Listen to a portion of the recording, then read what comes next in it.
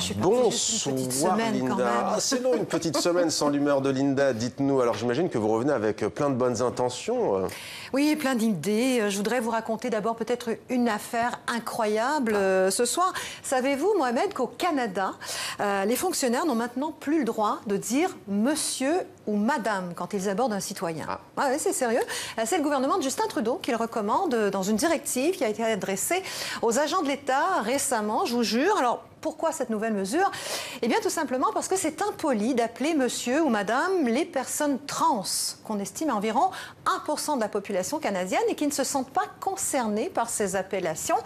La directive propose à la place d'utiliser le nom et le prénom de la personne. Alors, ne dites plus « Bonjour monsieur, que puis-je faire pour vous ?» Dites plutôt « Bonjour Mohamed Kassi. Que puis-je faire pour vous ?» Alors, je sais, Mohamed, que Mohamed, c'est un prénom masculin. Je sais que votre voix a plutôt un caractère viril et mâle. Je sais que physiquement, vous ressemblez également à un homme. On pourrait donc en déduire que vous êtes un homme, hein? Mais ce n'est peut-être pas le cas. Qui sait si vous n'êtes pas en train de vous interroger vous-même sur votre propre transidentité ou si vous n'êtes pas carrément en train de changer de sexe. Ça peut arriver.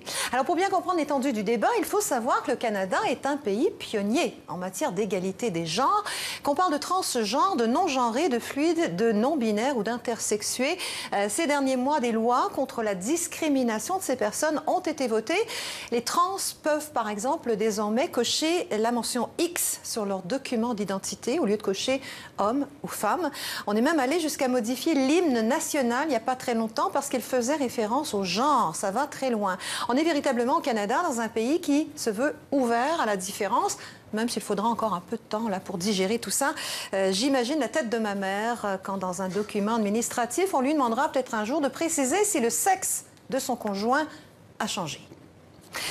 On peut donc comprendre que les réactions de l'opposition ont été vives quand la nouvelle a été connue la semaine passée. Certains se sont dit abasourdis par ce débat farfelu. Va-t-on abolir la fête des mères et la fête des pères? A demandé un député inquiet. En tout cas, face à la controverse, le ministre en charge du dossier a finalement rétropédalé. Il a annoncé que monsieur, madame pourront finalement être utilisés lors d'un second contact, mais seulement si le citoyen donne son consentement. La présidente de la Fédération des femmes du Québec, qui elle-même est transgenre, qui était donc un homme autrefois, est ravie. Elle parle d'un geste d'inclusion, de respect. Il sera intéressant, dit-elle, de voir comment les gens vont se rapproprier la politesse. Alors, pour la petite histoire, sachez qu'il n'y a pas si longtemps au Canada, mais en France également et dans d'autres pays, les femmes se faisaient appeler par le nom de leur mari, comme dans Madame Mohamed Kassi. La fin de cette pratique avait provoqué un tollé, et puis c'est passé, hein, finalement. Alors peut-être que dans 10, 15 ou 20 ans, on en rira également, qu'on soit monsieur ou madame.